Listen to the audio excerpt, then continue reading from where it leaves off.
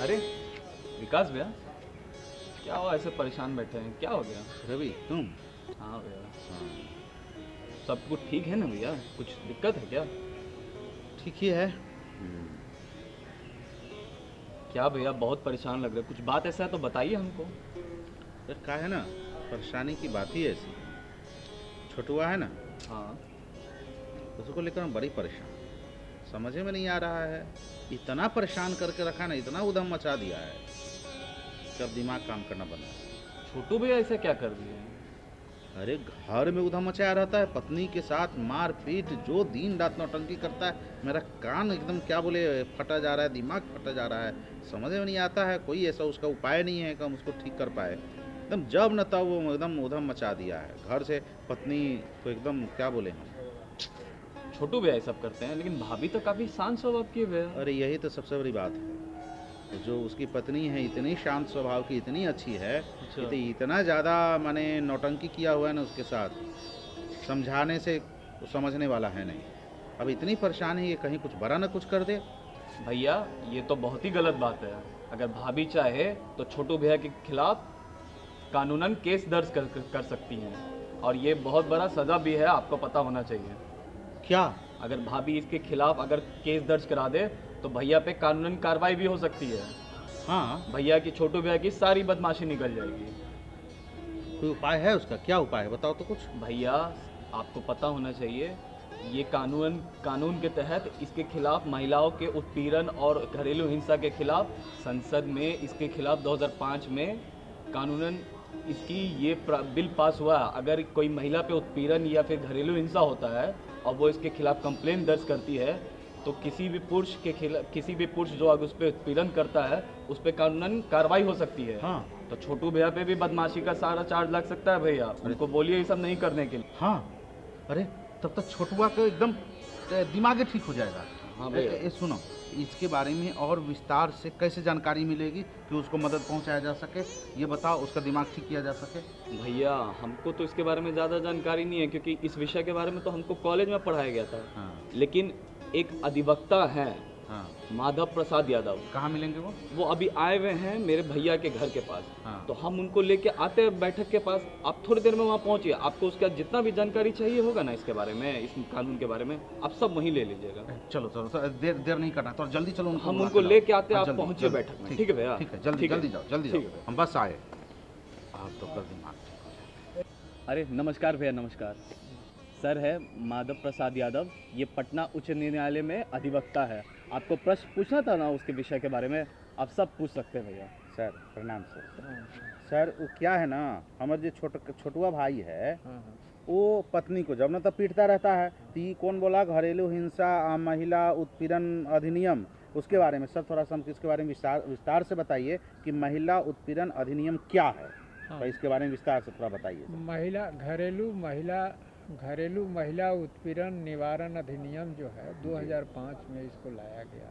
ये जो महिलाओं का जो घर के अंदर चारदीवारी के अंदर उनके साथ जो अपराध होता था, उस संबंध में सरकार ने जो है ये महसूस की कि इस पर एक कानून लाया जाए जो सिविल नेचर का हो, लेकिन उसका एक्ट क्रिमिनल टाइप का उसमें रिलीफ मिले।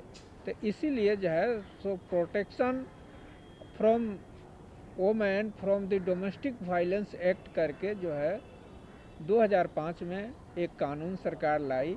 इसके तहत सुविधा यह दी गई कि अगर महिला जो चारदीवारी के अंदर है, अगर उसके साथ जो है किसी तरह का हिंसक अपराध होता है, किसी तरह का मतलब कहने का मतलब ये जैसे मानसिक या शारीरिक या और भी तरह से किसी तरह से उसको क्षति पहुंचाई जाती है, तो उसकी शिकायत जो है वो महिला तो कर ही सकती है। उसके अलावा भी कोई भी मेल मेंबर या फीमेल मेंबर जो है वो मजिस्ट्रेट को या प्रोटेक्शन अफसर को या पुलिस को जो है इन्फॉर्मेशन दे देगी, तो उस पर कार्रवाई होगी और उस महिला को उस अपराध से जो है सो संरक्षित किया जाएगा, बचाया जाएगा। इसके लिए यह 2005 में कानून आया और इस कानून के तहत यह प्रावधान किया गया कि अगर कोई महिला घर में रहती है और उसका रिलेशनशिप, चाहे वो लीगली मैरिड है या लीगल नहीं भी है मैरिड, लेकिन वो जो है सो एक पति पत्नी के रूप में रह रही है, या एडॉप्शन के तौर पर भी कोई महिला उसको लेकर लिया गया है और वो घर के चारदीवारी के अंदर रहती है, तो अगर उसके साथ कोई तरह का जुल्म हो रहा है, मानसिक, शारीरिक, ये जिस तरह की यातनाएं दी जा रही हो, उसकी शिकायत वो महिला के अलावा भी दूसरे पुरुष, दूसरे महिला थाना में कर सकती है, मजिस्ट्रेट के यहाँ कर सकती है, प्रोटेक्शन ऑफिसर के यहाँ कर सकती है। और इन लोगों का ड्यूटी है कि उस पर जो है सो त्वरित कार्रवाई करके उस महिला को प्रताड़ित होने से बचाया जाए। सर, एक बहुत बड़ी बात यहाँ सामने आ रही है कि महिला के साथ अपराध हुआ है ना, या किसी प्रकार की अपराध की बात हो रही है, तो हम एक चीज़ जानना चाहेंगे, किन प्रकार की कृत्यों को अपराध की श्रेणी में लिया गया है, मानसिक और शारीरिक रूप से भी, कि किस किस काम को, किस किस उसके साथ जो है व्यवहार है, कौन कौन से व्यवहार है जिसको हम आपराधिक श्रेणी में लेते हैं, उत्पीड़न की श्रेणी में लेते हैं, थोड़ा इसके बारे में बताया जाए। जैसे महिला के साथ मान लीजिए मारपीट होती है तो वो शारीरिक हो गई है। मान लीजिए जो उसको गाली गलौज करके मानसिक रूप से प्रताड़ित किया जाता है, या उसके जो है सो धन दौलत को क्षति पहुंचा करके जो है सो आर्थिक क्षति पहुंचाई जाती है, तो ये सारे अपराध को जो है यह कानून कवर करता है। इस कानून के तहत इन सारे अपराध के शिकायत किया जा सकता है। कोई महिला भी अगर कुछ बोल रही है उसे, है ना, तो कोई महिला भी जैसे ननद कुछ बोल दी, सास कुछ बोल दी, है ना, या देवर कुछ बोल दिया, तो क्या उन लोगों को भी इस कानून के तहत लेंगे या सिर्फ पति को इसमें माना जाता है? नहीं, इसमें एक प्रावधान यह लाया गया है कि इस कानून के तहत जो है महिला के विरुद्ध शिकायत नहीं कर सकती है, उसके लिए अलग कानून है, 498 है या और भी कानून है। लेकिन इसमें ये बनाया गया है कि एडल्ट मेंबर जो मेजर है, जिसकी उम्र 18 वर्ष से 18 वर्ष से ऊपर है और मेल मेंबर हो यानी पुरुष हो, महिला नहीं हो, क्योंकि इस अपराध में महिला को जो है सो एग्जम्पशन दिया गया है, छूट दी गई है, जो इसमें इस कानून के तहत वो कवर नहीं होगा। तो क्या उनके घर के सदस्य के बाहरी कोई अन्य व्यक्ति भी अगर करेंगे तो मान्य होगा? जैसे घर के बगल वाले पड़ोसी, है ना, पड़ोसी भी अगर शिकायत कर दी, या कोई राहगीर भी जिसने देखा अगर बोल दिया, तो क्या मान्य ये होगा? आपका सवाल बहुत ही अच्छा है। शिकायत जो है कोई भी व्यक्ति कर सकता है, चाहे उससे संबंधित है या नहीं।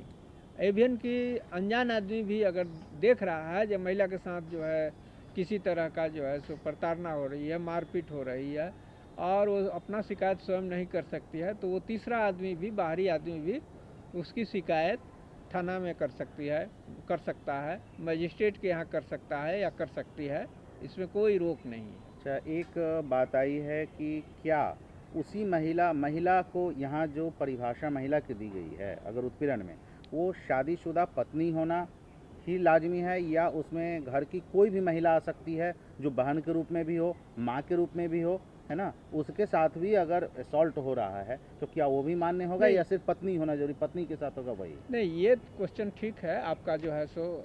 इस क्वेश्चन का जो है सो समाधान ये है कि अगर महिला पति पत्नी के रूप में रह रही है, या अपने जो है दूसरे एक महिला मित्र के रूप में रह रही है, अच्छा, या लिव इन और भी रिलेशनशिप को भी यहाँ मान्य लिव किया इन गया है। रिलेशनशिप में भी रह रही है, तो यही इस एक्ट के तहत इसी समस्या का समाधान किया गया है कि इसमें शादी लीगली होना आवश्यक नहीं है। जी।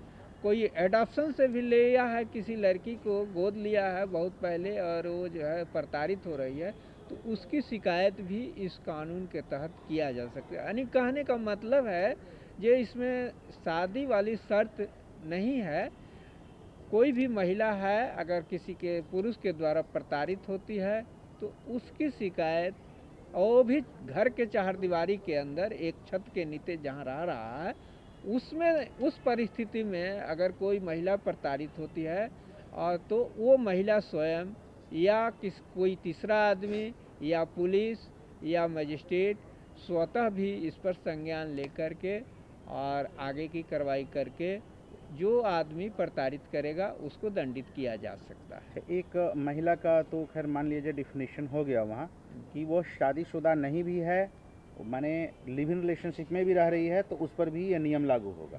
या किसी बच्ची को अडॉप्ट किया गया उसके साथ भी अगर वैसा हो रहा है तो होगा। लेकिन पुरुष जो प्रताड़ना करने वाले हैं, प्रताड़ित व्यक्ति है, जो प्रताड़ना वाले व्यक्ति है, उसका क्या कोई खास है कि वो किस रिलेशन में, वो पति के रूप में होगा या वो पिता भी हो सकता है या वो बेटा भी हो सकता है या भाई भी हो सकता है? एक चार दीवारी के अंदर ये रिलेशन इस भी कानून के तहत यह बंधन नहीं है जो पुरुष किसी महिला को प्रताड़ित कर रहा है वह पति ही हो। कोई भी पुरुष अगर किसी भी महिला को प्रताड़ित करता है, चार दीवारी के अंदर वो महिला रहती है, तो उसके लिए कोई भी आदमी जो है इसका कंप्लेन कर सकता है। वो कंप्लेन मजिस्ट्रेट के यहाँ भी हो सकता है, वो कंप्लेन जो है पुलिस के यहाँ भी हो सकता है, वो कंप्लेन सर्विस प्रोवाइडर के यहाँ भी हो सकता है, वो कंप्लेन प्रोटेक्शन अफसर के यहाँ भी होता है। अच्छा, ये लोग भी दे सकते हैं। सर, अगर किसी महिला पे उत्पीड़न हुआ है या किसी तरीके की हिंसा हुई है तो सबसे पहले क्या प्रावधान है? उस महिला को कहाँ जाना चाहिए और आगे की प्रक्रिया क्या रहेगी? हमें इसके बारे में बताइए। कैसे शिकायत हाँ करेगी ना, कैसे शिकायत? देखिए, अगर कोई महिला जो है प्रताड़ित हो रही है तो वो डोमेस्टिक वायलेंस घरेलू हिंसा अधिनियम के तहत वो मजिस्ट्रेट के यहाँ एक एप्लीकेशन दे सकती है और उस एप्लीकेशन में जिस तरह से घटनाएं उसके साथ घट रही है उसका वर्णन कर सकती है। वो एप्लीकेशन स्वयं भी दे सकती है, वो एप्लीकेशन किसी एडवोकेट के थ्रू भी दे सकती है और वो एप्लीकेशन किसी तीसरे आदमी के माध्यम से भी मजिस्ट्रेट के यहाँ भेज सकती है। मजिस्ट्रेट उस पर जो है सो 3 दिन के अंदर कॉग्निजेंस लेकर के जो जिसके विरुद्ध वह केस डाला गया है उसके ऊपर नोटिस करेंगे और आगे की कार्रवाई करेंगे। और इसमें यह स्पेसिफिक प्रावधान है कि 60 दिन के अंदर जो है कार्यवाही को पूरा करने का। मान लीजिए वो महिला फ़ोन के जरिए भी सूचित कर सकती है, क्या वो मान्य होगा? हाँ, महिला अगर फ़ोन के द्वारा भी पुलिस को खबर करती है तो पुलिस का यह कर्तव्य होगा कि पुलिस जो है इस एक्ट के तहत जा करके जो है एप्लीकेशन मजिस्ट्रेट को दे और उस पर जो है अगला कार्रवाई जो है निर्धारित होगा, उसके रिपोर्ट पर भी कार्रवाई हो जाएगी। पुलिस अगर कोई रिपोर्ट देती है मजिस्ट्रेट के यहाँ जहाँ इस महिला के साथ इस तरह से बदसलूकी हो रहा है, इस तरह से इसको प्रताड़ना दिया जा रहा है, टॉर्चर किया जा रहा है और वो नहीं आ सकती है, तो उसके विरुद्ध जो है वो उसी रिपोर्ट पर जो है मजिस्ट्रेट आगे की कार्रवाई करेंगे। और उसको जिस तरह की कठिनाई होगी, मान लीजिए जो उसको घर से कोई निकाल दिया है तो उस घर में उसको जो है सो रखवाने के लिए जो है सो प्रोटेक्शन अफसर के थ्रू जो है ले जाया जाएगा। अगर मान लीजिए जो उस आदमी को जो है सो खाना पीना बंद कर दिया गया है तो उसको मेंटेनेंस के तौर पर जो है मजिस्ट्रेट आदेश पारित करके उसको उचित मेंटेनेंस दिला सकता है। इतना ही नहीं, अगर उसको कोई क्षति हुई है या उसको कोई इलाज की ज़रूरत है तो भी प्रोटेक्शन अफसर के द्वारा जो है सो वो डॉक्टर की चिकित्सक का जो है सो सेवा प्रदान किया जा सकता है। इस एक्ट में बहुत ही विस्तृत रूप में जो है सो चारदीवारी के अंदर महिलाओं के साथ जो अत्याचार हो रहा है उसके निवारण का कोशिश किया गया है और इसमें कई तरह की धाराएं आया है। अच्छा, कई बार ऐसा होता है सर कि महिला को किसी प्रिय व्यक्ति से बात करने नहीं दिया जाता है, क्या वो प्रताड़ना के अंतर्गत आएगा? हाँ, वो मानसिक प्रताड़ना के तहत आएगा। हर आदमी का ये आज़ादी है, उसको कानून के तहत, कॉन्स्टिट्यूशन के तहत ये आज़ादी है जो किसी से बात करे, तो बात करने से रोकना भी एक मानसिक प्रताड़ना होती है। उसको अंदर जो है मानसिक प्रताड़ना का केस बनेगा और मानसिक प्रताड़ना के लिए भी इस कानून के तहत जो है शिकायत दर्ज कराया जा सकता है। जी सर, ऐसा देखा गया है कि ज़्यादातर गृहस्थ महिला इस उत्पीड़न का शिकार बनती हैं लेकिन वो इसकी कानूनन खबर नहीं करती है या फिर रिपोर्ट नहीं करती हैं। तो सर इसमें कुछ ऐसा उपाय रहता है कि महिला का गृहस्थ जीवन वो चाहती है कि बचा रहे, तो ऐसा कोई शांतिपूर्वक उपाय इस कानून में है कि समाधान निकल पाए? हाँ, ये कानून बेसिकली ये सिविल नेचर का कानून लाया गया है, और इस कानून में जो है अगर कोई गृहस्थ जीवन उसका जो है बर्बाद हो रहा है किसी पुरुष के द्वारा, किसी तरह से चारदीवारी के अंदर उसको तंग तबाह किया जा रहा है, तो वो महिला स्वयं या कोई भी व्यक्ति अगर इसकी शिकायत करती है, तो पहला मजिस्ट्रेट का ये काम होगा जो उस आदमी को बुला करके जो ग्रीवांस है, जो शिकायत है, उसका निवारण एक समझौता के तहत कराया जाए। अगर समझौता के तहत नहीं होता है तो फिर जो प्रावधान है उसके तहत उसको जो है न्याय मिलेगा। जैसे मान लीजिए जो उसको खाने पीने नहीं मिल रहा है तो उसको मेंटेनेंस दिया जाएगा। अगर उसको घर में नहीं रहने दिया जा रहा है तो प्रोटेक्शन अफसर के द्वारा उसके घर में जो है रखवाया जाएगा, उसको सुरक्षा दिया जाएगा।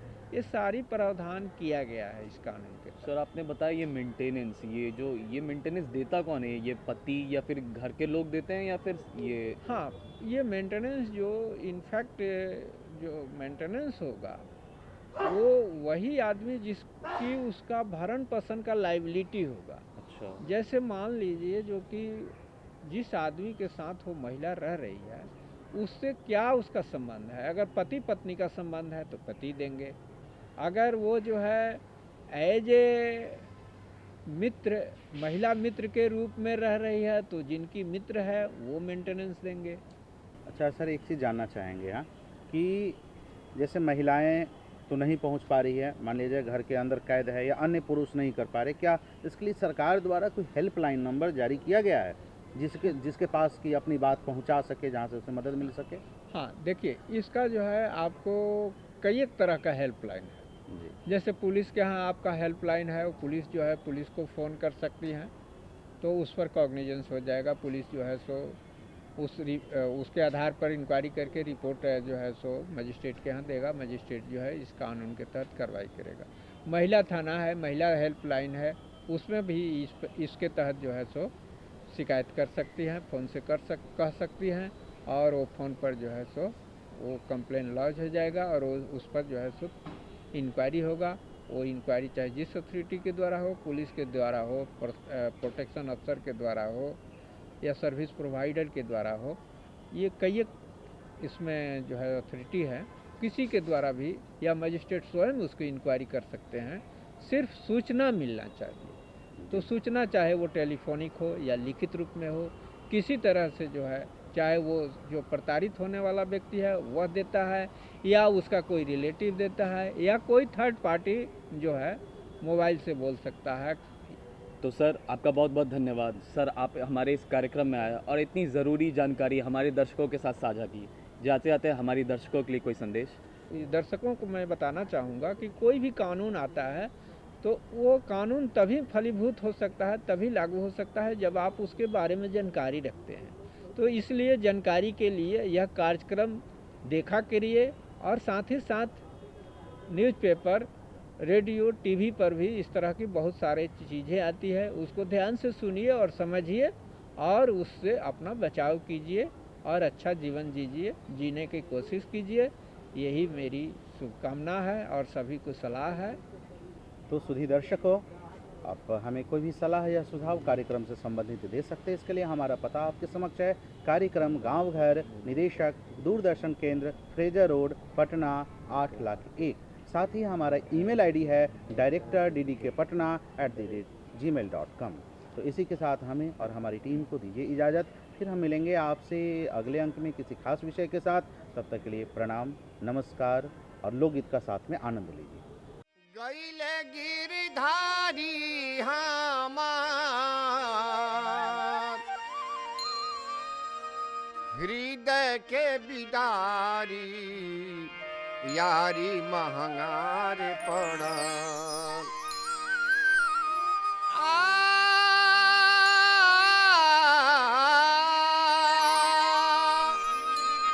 गईले गिरधारी हमार, हृदय के बिदारी, यारी महंगा रे पड़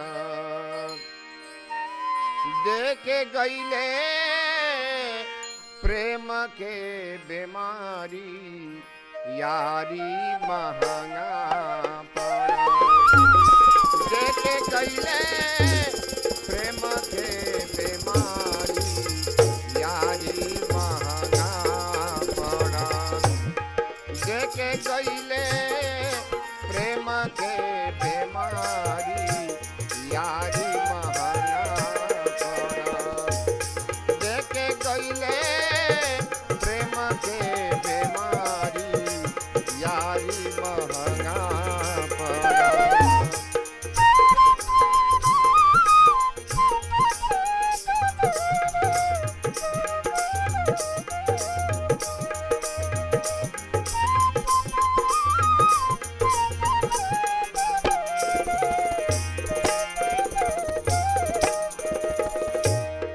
मथुरा के छोड़ी कान्हा गोकुला परईले मथुरा के छोड़ी मथुरा के छोड़ी मथुरा के छोड़ी कान्हा गोकुला परईले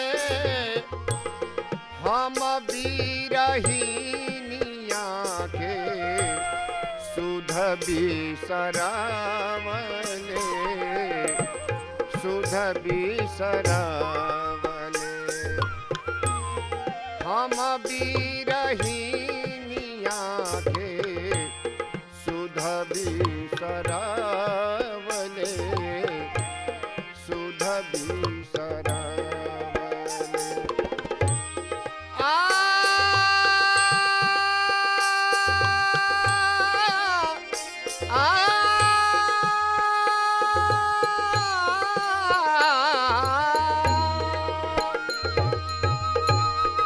बटिया जो हाथ बानी बटिया जो हाथ बानी आई है कृष्ण मुरारी यारी महंगा पड़ बटिया जो हाथ बानी आई है बनवारी यारी महंगा पड़ देके गईले प्रेम के बीमारी यारी महंगा पड़ देके गईले प्रेम के बीमारी यारी महंगा पड़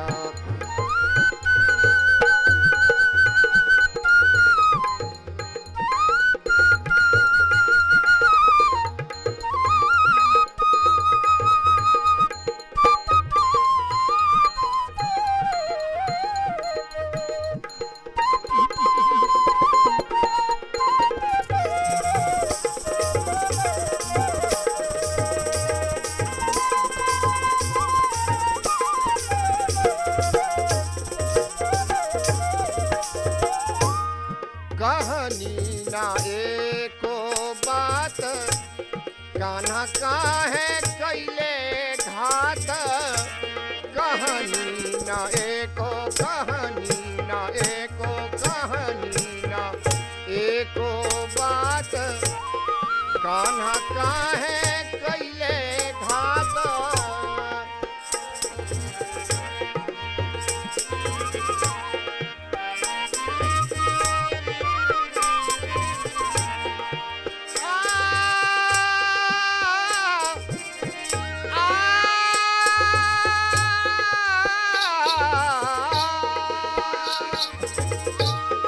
सखिया सहेलिया से सुनतानी गारी यारी महंगा पड़ सखिया सहेलिया से सुनतानी गारी यारी महंगा पड़ देके गईले प्रेम के बीमारी